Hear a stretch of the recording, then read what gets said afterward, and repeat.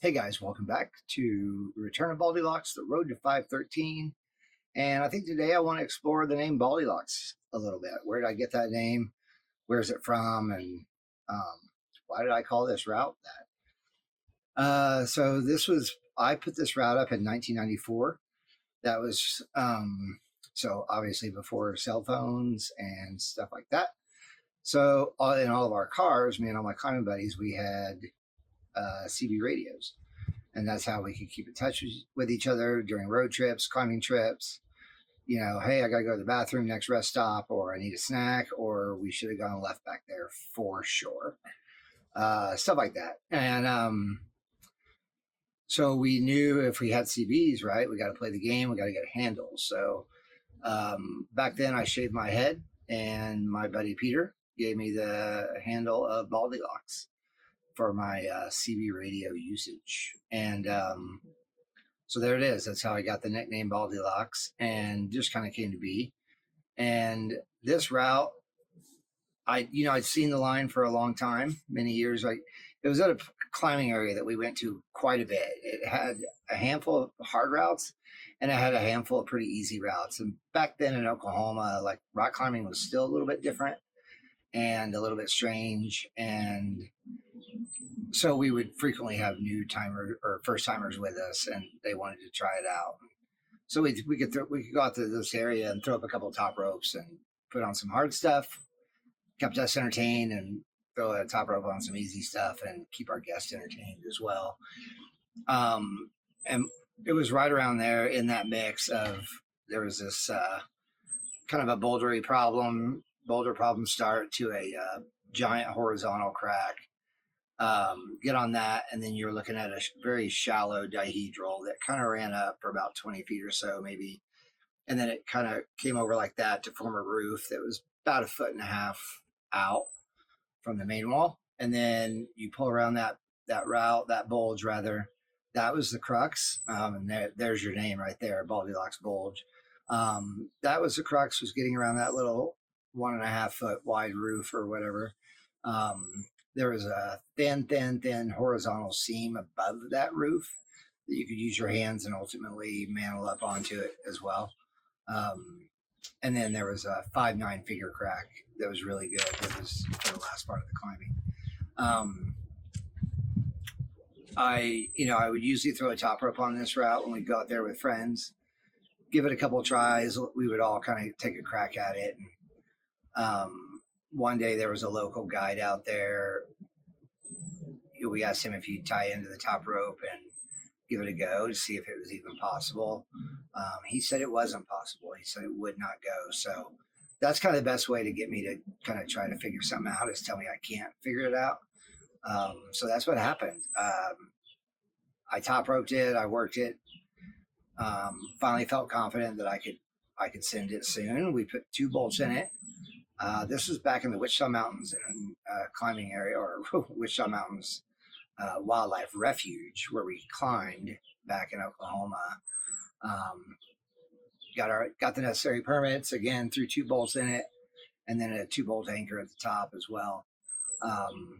And then that's basically where I spent every weekend, was down there at Mount Scott climbing area, the far right end of it, where my route was, and would just trying to get the FA red point over and over and over again. And I always took a fall because I think the placement for the second bolt wasn't great. When you came around that little roof, you had your hand on horizontals. The feet were like near vertical smearing. The feet were terrible. And I kept trying to clip that second bolt with my hands on that horizontal. And again, with the bad feed, I blew the clip, I don't know, probably 50 times I took that fall. And finally, on the day that I actually red pointed it, I was able to get my feet on that horizontal seam and then reach down at my calf-ish area, and then I could clip the bolt from there. And then, like I said, after that, it's just a lovely 5'9" finger crack to the top. So no problem there. But I do understand, I have heard word that someone pulled that bolt and replaced it. I'm guessing they put it a little bit higher up, so you could just clip it from once you get to I'm assuming it's the second bolt that they moved. No one asked me, and which is fine. I don't care, but they just did it. But again, I'm assuming it was the second bowl. Um, and yeah, there it was. Like I said, back in 1994 is when I put that up. It's a pretty hard route. It hasn't seen. I think only 7 people have repeated it in the since 1994 when I did the FA. Um, I rated it originally 11D. I misspoke in the first episode. I said 11C, but I rated it 11D out of the gate because the hardest thing I'd climbed to that date was 511C. And I only knew it was just harder than that.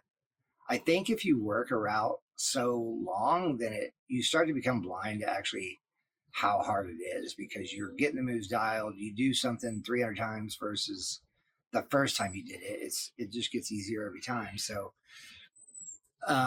anyway, that's the only experience I had when I did the FA of that route was that I climbed 511C. This was harder. There you go. I called it 511D for that reason. I think the second ascensionist was my friend Chad Greedy, also from Oklahoma. He did upgrade it to 12B, I believe, and it kind of stood there for many years. Again, not a lot of ascents after that. A handful for sure, but that was about it. And then about a year ago or a year and a half ago, I started getting some DMs on my Facebook Messenger from an old Oklahoma climbing buddy from back in the day. And he'd been hanging out with this new kind of Oklahoma hotshot climber that was apparently very comfortable and very good at like climbing at a 513 grade. Allegedly, he couldn't touch the route. So he asked me if I really rated 11D. I told him the story I just told you about. I just knew it was harder than anything I'd climbed before. So that's where I got that grade. If I'm being honest, if the numbers were going to go anywhere after I rated it, I would prefer that they be upgraded versus downgraded. That's just kind of how it is. I think that's better if they're going to move it all. I didn't intentionally sandbag it. I definitely thought it was just 11D because, again, it was harder. And that's about it. So this is, I just kind of wanted to wrap it up. I just wanted to explain the Baldielox name and the name for the route and ultimately where I got the name for the return of Baldielox, the road to 513. So this is me trying to tap into my inner Baldielox from back in the day and try to hit that number. So anyway, thanks again for tuning in. Give me a follow, subscribe, like, and comments are always more than welcome. Again, this is going to be a video series of just me training and trying to get to 513. And I'm going to discuss a little bit too about how vastly different the climbing culture is today versus 15 or so years ago when I kind of took a hiatus for a few years. And it's just changed so much. I want to explore that in this series too. So anyway, thanks again for tuning in, and I hope to see you next time.